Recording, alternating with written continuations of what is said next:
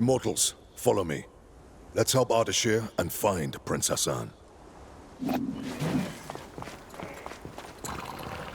Hello and welcome to Fun Factory Gaming.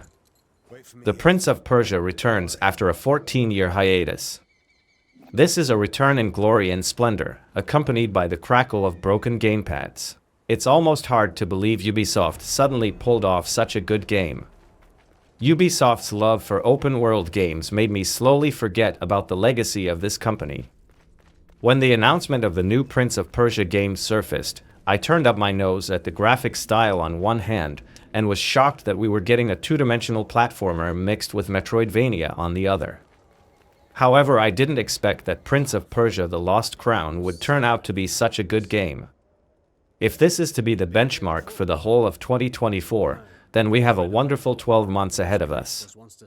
The last installments of the Prince of Persia series were games set in a three-dimensional world, focusing more on exploration, the Sands of Time and the 2008 Prince of Persia, and on combat, Warrior Within and the Forgotten Sands, abandoning the series' two-dimensional roots, not counting the remake of the original from 2007. It would seem that after 14 years, in the era of open worlds, Ubisoft would head in this direction. Fortunately, someone came to their senses and allowed the team from Montpellier, who created the fantastic 2D Rayman games, to create this title in their own way. The Lost Crown is a proper two-dimensional platformer with plenty of combat and features of a typical Metroidvania mixed in, producing a game as good as mentioned Rayman titles, if not better. The only difference from the originals is that we don't play as the titular prince, but rather Sargon, one of the immortals, whose task is to protect the heir to the Persian throne. Of course, the creators didn't forget history and other elements characteristic for this brand, although they were adapted to the gameplay style, so that it all remains very fresh in 2024. The game begins at the moment of an attack on the kingdom. After quickly dealing with the enemy forces, the Wheel of Destiny is set in motion. Stay sharp. Prince Hassan can't be far now. Something is not right here. We must proceed with caution. Sure, man, Elias. You can scurry from shadow to shadow like frightened vermin. I'm serious, Orod. There's a strange presence here. I can feel it too. And there's only one way to find out. Let's go then.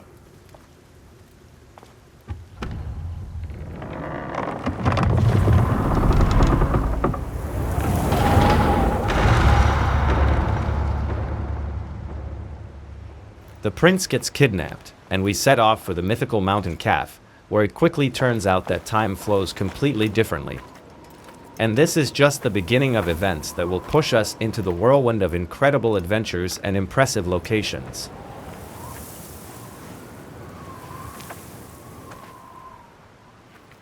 Bara, this is Azad, one of Ardashir's men.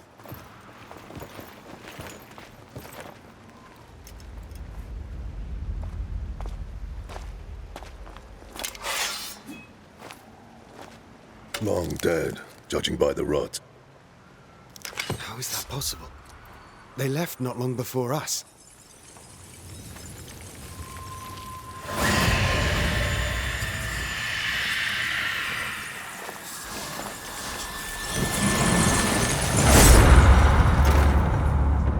The story is usually unnecessary in platformer titles, but in the case of The Lost Crown, it serves as a foundation that justifies all the running around and backtracking. With each new skill and power, we meet more characters who shed more light on the mysterious place where Sargon finds himself. Both the main character and the supporting characters create a credible bond. Without losing a hint of mystery, they broaden our knowledge of the world around us. A great advantage that helps to get into the atmosphere of the new game is the option to select dialogues spoken in Farsi. The platforming core of the game, combat and bonding elements, are the assumptions of the Metroidvania genre that work best here and elevate Prince of Persia: The Lost Crown to the title of a fantasy game. At the very beginning of the game, Sargon's repertoire of moves is not very extensive. He can handle simple obstacles, defeat less advanced enemies, but many locations remain off-limits. The further we push the plot, the more abilities our hero receives, like dashing in the air, double jumps, entering other dimensions. The locations are very polished. We can feel the progress we make.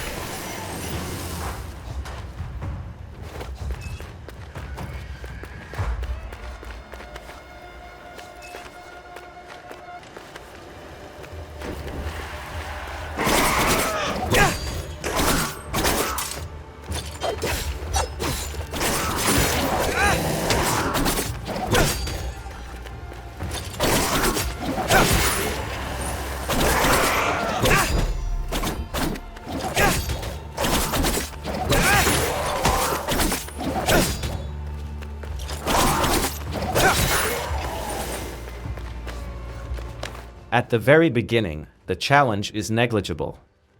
Its growth in the main storyline is steady and fair. The adventure begins only when we step off the path for a moment and start visiting side rooms in search of treasures. Firstly, there are many of them and they're carefully hidden, and secondly, reaching many of them requires extraordinary dexterity and coordination. For the most demanding players, an additional location has been prepared, where they will be able to test their patience and controller durability. I also have to praise the developers for a fantastic solution that improves backtracking. By pressing the down arrow, we can mark the current room on the world map along with its screenshot. This way, marking off-limits places and returning to them later doesn't involve blindly running around and wondering what we missed, which happens in many metroidvanias, unless you have good memory. The combat in the platform segments looks quite simple. The standard difficulty level imposes a challenge, but at no point does it make us feel frustrated. A healthy dose of diversity of enemies scattered across locations requires us to adjust our tactics. However, when we become stronger, it quickly turns out that what previously caused problems turns out to be trivial. If for some reason you're having trouble with Prince of Persia: The Lost Crown, the menu provides the option to adjust the difficulty level of individual aspects of the game, amount of dealt and received damage, targeting of attacks, and even bypassing selected platform segments. Although I should note here that this applies only to those related to the main story. The creators inform that completing Prince of Persia: The Lost Crown should take us about 20 hours. And that's roughly how much time you actually need to reach the final location and see the end credits. However, if we want to do everything in this production, get ready for several additional hours of fun, or even more. Everything depends on your manual skills. In addition to previously mentioned collectibles and secret rooms, there are plenty of side quests waiting for us. We'll breeze through some of them, pushing the story forward, but most of them require us to check out everything this title has to offer. Besides, there are hidden levels waiting to be discovered, which have not been added just to give the game more content. In essence, there's plenty to do in this production, and you shouldn't feel bored with the gameplay loop even for a moment. What are you doing here? This place is too dangerous for a child. Don't worry about me. I know the Citadel better than anyone. I know every step. I've chatted and argued with and I know every tree here. Like this one. I might as well show you a neat trick to remember places on Mount Carth. Sometimes I had only 15 minutes of free time and I still launched the Lost Crown to jump around another level for a while. When you look at the price of this game, you will notice that it's slightly lower than other AAA premieres. Don't let this fool you. The latest Prince of Persia in no way falls short of its high-budget counterparts. Indeed, I suspect it will provide you with even more fun than many a blockbuster. As I wrote in the introduction, Prince of Persia: The Lost Crown did win me right away. I was fooled by the rhetoric suggesting that this is another title dumbing down the formula for a while.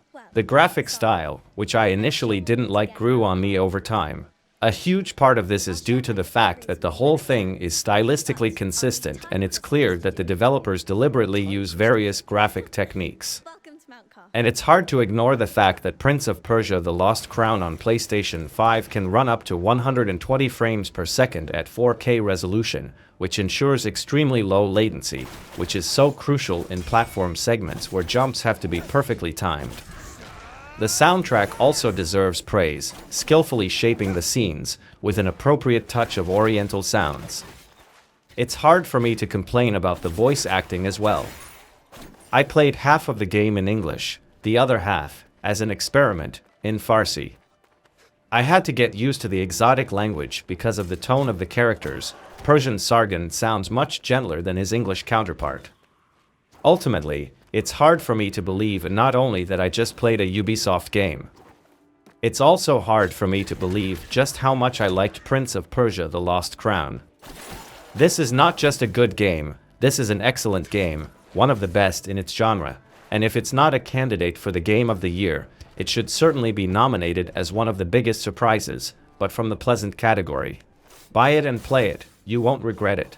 This year is starting off fantastic. Hope you enjoyed my video. If you did, please give a thumbs up and consider subscribing. Thank you for your support and friendship.